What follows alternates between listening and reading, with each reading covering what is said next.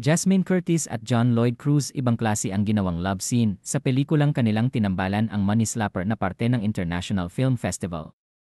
Nagbahagi nga ng isang matinding paghanga si Jasmine Curtis kay John Lloyd Cruz, anya pa ng actress, ay napaka-gentleman niya ni John Lloyd sa kanya at walang ilangan silang na-feel sa isa't isa dahil talagang magaan lang katrabaho si John Lloyd at talagang naging big factor din ang humor nito na talagang nagbibigay ng liwanag sa kanilang eksena.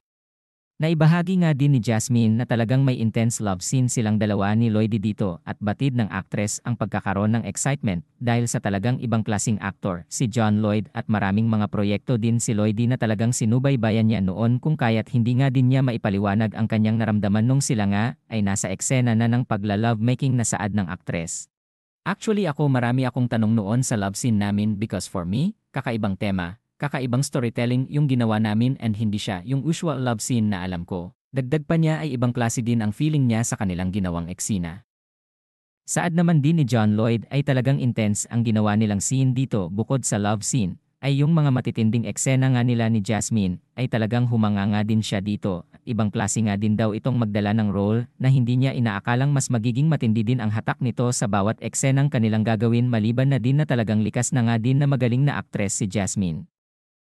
Ay ngayon lang din niya nalaman na talagang may pagka-cool and funny din si Jasmine sa set kung kaya't buhay na buhay ang kanilang mga ginagawang eksena.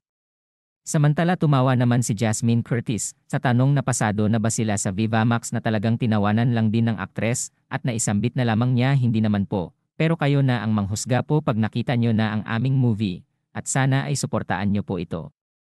Samantala marami naman ang nag-aabang sa tambalan nilang ito sa kanilang ginawang movie at hoping naman ang dalawa na marami ang manood dito dahil talagang ginawa nila ang best nila sa movie na ito at talagang naibigay nila lahat ng kanilang kakayanan para mapaganda din ang istorya. Saad naman ng mga netizens ay kapag si John Lloyd na talaga ay tiyak na talagang maganda ang kalalabasan ng movie dahil nag-iisa lang si John Lloyd Cruz.